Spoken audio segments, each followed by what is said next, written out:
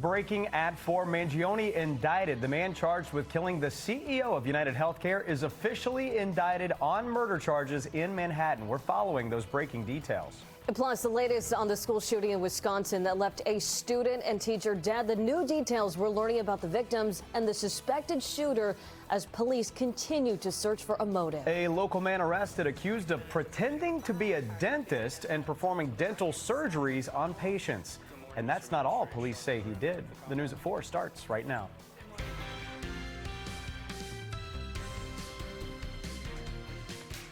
And we do begin with that breaking news here at 4.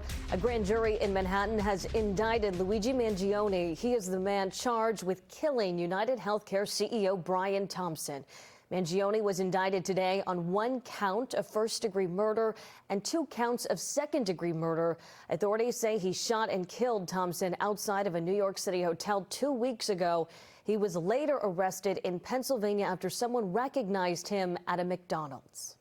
The unsealing of today's indictment brings us one step closer to securing justice for Brian Thompson and his family and affirming the primacy of the rule of law in the city of New York.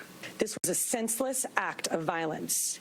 It was a cold and calculated crime that stole a life and put New Yorkers at risk.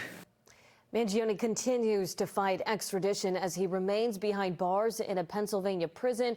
Nightly News with Lester Holt is going to have much more on this story coming up at 6:30. All right, everyone. This afternoon, we are seeing some shocking numbers from Harvard as the number of black students starting Harvard Law School this year fell. In fact, the last time the enrollment was this low was back in the 1960s. Good afternoon, everyone. I'm Colton Bradford. And I'm Priscilla Casper. The drop in enrollment comes after a Supreme Court decision that ended affirmative action in the admissions process. Our NBC 10's Malcolm Johnson joining us from Harvard with reaction from students and the university. Malcolm. Good evening, Priscilla and Colton. There have generally been between 50 to 70 black students in Harvard Law's first-year class. This fall, there were only 19. For me, it was a dream to be I did not even think that I could go to an institution like this. Attending Harvard Law School is a major milestone for students. Some of the nation's most prominent black lawyers, including the Obamas, Justice Ketanji Brown Jackson. I had a wonderful colleague when I worked at the Legal Defense Fund. And former Governor Deval Patrick are all graduates. Maybe we'll be those people. Who knows? You never know. But this fall, only 19 black students entered, following last year's Supreme Court decision ending race-based admissions. It's the lowest number since the 1960s, according to the American Bar Association. Being the only face you see in a class or one of a couple is a huge difference for first years in their actual experience. The limited amount of black students in law school in general or professional schools, you're going to have a bigger proportion just by going here because it's a bigger school. And now our school is still big, but there's just less black people, so it's just strange. A spokesperson with the law school says the conclusions that can be drawn from 1 year of data are necessarily limited.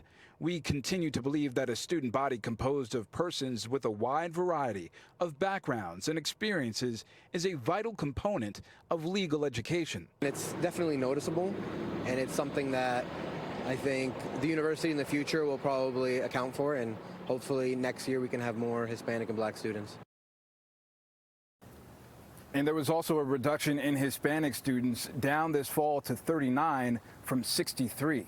We're reporting at Harvard. I'm Malcolm Johnson, NBC 10 Boston. All right, Malcolm, thank you. Why? That is the question police in Madison, Wisconsin are trying to answer 1 day after a 15-year-old girl shot and killed a teacher and fellow student inside her school. 6 others were also hurt. NBC's Jay Gray looks at the work of healing and understanding. A day later, shock giving way to the gut-wrenching reality of what's happened in Madison, Wisconsin. If your kids are at school, they are not okay. If they are at church, they are not okay. Well, where are they going to be safe? A teenager and teacher gunned down inside a study hall at Abundant Life Christian School. At least 6 others wounded, including 2 students in critical condition with what's described as life-threatening injuries. Police say the attack carried out by a student, 15-year-old Natalie Rupnow, also known as Samantha, who after the shooting apparently turned the gun on herself. Identifying a motive is our top priority, but at this time, it appears that the motive was a combination of factors. Police and federal agents searching her home and removing evidence, interviewing her family, and continuing to comb the school for clues. Investigators also exploring an online post rumored to be written by Rucknow. Now, the process for doing that is looking at original documents that may have been taken from the suspect's home, looking at information that may be on laptops or on computer to determine if this document originated from our suspect. Trying to figure out how and why it happened. We will never be the same, but we will get through this together. In a community struggling with all that's been lost. Jay Gray, NBC News. Let's stay on this for just a moment here because it's rare that a mass shooter is female. In fact, of the 441 mass shootings in the U.S. from 1966 to 2022, just 4.3% were carried out by women. That's according to the Rockefeller Institute of Government. And there have been just 4 female suspects since 1982, as well as 2 in which women acted in partnership with a man. Some frightening moments inside a Pittsburgh school this morning. Shots were fired outside the building as students were walking into school. The school then went into lockdown. Fortunately, no one was hurt, but no arrests were made either. Police say that they're still investigating. An Iranian-American man living in Natick is accused of playing a role in a deadly drone strike that killed multiple U.S. servicemen overseas. That man is now in custody, but this case is far from being closed. Our NBC 10's Manoj Kongwari joining us with the new developments. 3 American soldiers lost their lives. 47 American soldiers were injured, some of them quite seriously. That was the result of a drone strike 11 months ago in Jordan along the Syrian border. So you can imagine why federal officials are now doing everything they can to make sure those responsible are held accountable. Mr. Abedini and Mr. Sadeghi have been charged with conspiring to violate and evade United States export laws. And if found guilty, they could both spend decades in prison. Police say dual U.S. Iranian citizen living here in Natick, Mahdi Mohammed Sadeghi, and Iranian man Mohammed Abedini, who right now lives in Italy, worked together to export sensitive and important pieces of U.S. technology to a Switzerland company overseas owned by Abedini. The technology allegedly came from a semiconductor company out of Norwood, Massachusetts, where Sadeghi was employed. Abedini is also the owner of an Iranian-based company that makes navigation systems for the IRGC, a designated foreign terrorist organization. The FBI analyzed the drone that struck Tower 22, killing 3 American soldiers, and found the navigation system used in this deadly attack was allegedly manufactured by Abedini's company. The evidence and accusations all laid out in a 36-page criminal complaint. Now both men arrested and facing several felony charges. It's concerning. It makes me want to know what's going on. Neighbors reacting to Sadeghi's Natick home raided Monday. Tuesday, a woman answered the door but opted not to comment. Now, we are far from the end of this investigation. Officials with the FBI saying more people could still be arrested and charged, but right now Sadeghi is facing felony charges and is being required to remain in the custody of the U.S. Marshals until his detention hearing. Meanwhile, the FBI is working on extraditing Abedini from Italy to the U.S. Reporting in Natick, I'm Manoj Kongwari. All right, the Pentagon has a message for anyone concerned about the sightings of drones across the Northeast. They say there's no indication of malicious activity. The NYPD says many of the tips that they've investigated are actually planes, helicopters, or even planets. Speaking this morning on the Today Show, White House spokesperson John Kirby said that these sightings are not a threat to national security and that the drones are actually following the law. We have done some analysis over the last several days. That analysis, right now, our assessment leads us to conclude that these are lawful and legal aviation activities, manned and unmanned drones and civil aviation aircraft or commercial aircraft. What we won't do is speculate or hypothesize about something we don't know. Now, we know that there's no national security threat. We know there's no public safety threat right now. A company specializing in drone radar is now working with the New Jersey State Police to look into those sightings. Well, the manager of a dental practice in Milton is under arrest, accused of pretending to be a licensed dentist. Police say Fritz Gabriel unlawfully prescribed medication to patients, including controlled substances like Percocet. He even performed a tooth extraction that left an exposed root inside a patient's mouth.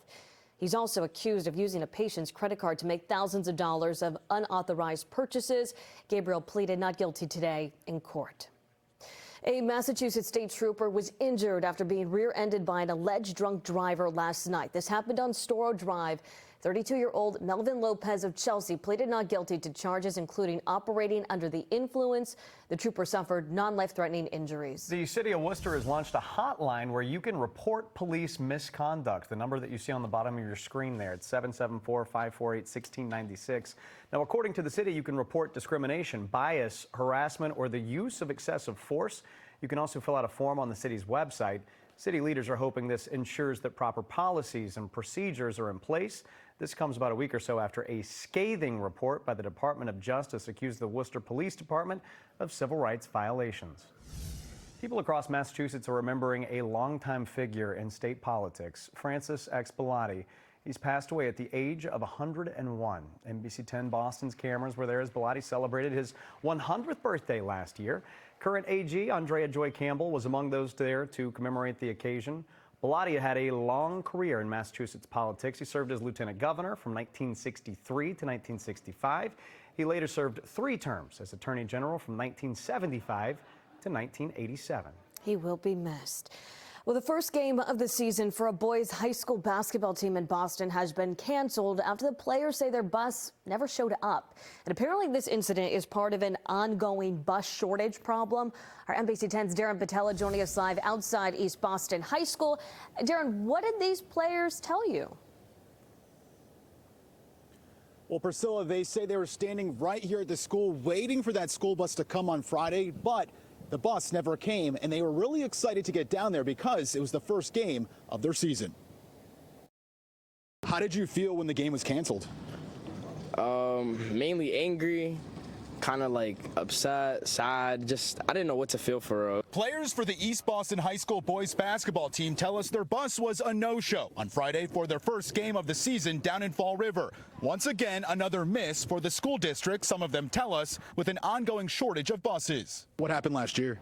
I think we had a game where we had to ride in like a small compact van to Charlestown right across the bridge because we didn't have a bus. Here in East Boston, several student athletes, including a football player who just finished his senior season, says they've been given no explanation this school year about the bus problems. Did you have to miss any games during the football season because of the buses? Yeah, we missed the one O'Brien game there on a Friday. I was like, bro, I'm like, can't play no more. It's just like I'm tight. I'm like, to be on tight. We reached out to Boston Public Schools. A spokesperson sent us this statement saying in part, unfortunately, real-world logistical challenges sometimes can impact our ability to meet all scheduling requests for these trips, particularly when they overlap with scheduled afternoon drop-offs.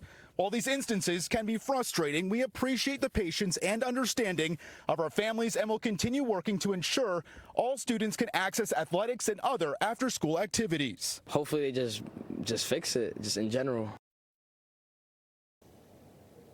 And Colton and Priscilla, a BPS spokesperson, tells us right now they're in the process of rescheduling that game down in Fall River. Live in East Boston, Darren Batello, NBC 10 Boston. All right, Darren, thank you. All of the wildlife that have been impacted by the oil spill in Brookline earlier this month, they've since been cleaned, and we can tell you that they are now oil-free, everyone. There were at least 8 birds that were affected, as you can see. They've been all cleaned up now. They're resting indoors. They say that's where they're going to continue to recover before they are released back into the wild. All right, still to come here at 4 with just over a week to go until Christmas. Concerns about package thefts in Southie. Yeah, one little boy's gift was stolen right off of his front porch. By the way, all caught on camera. We're going to tell you what the neighbors are saying coming up next. Plus, an important alert for drivers ahead of the winter season. Hundreds of thousands of snow tires are being recalled. We'll tell you which ones and why. Sydney. And temperatures made their way to 60 degrees today in Boston, but the coldest air of the season, it's on the way, so don't get too comfortable. I'll let you know how cold it gets coming up. All right, Sydney, we'll see you in just a few minutes. And stick around with us because coming up all new at 4:30, family members love to spoil kids with gifts this time of year. But here's a question.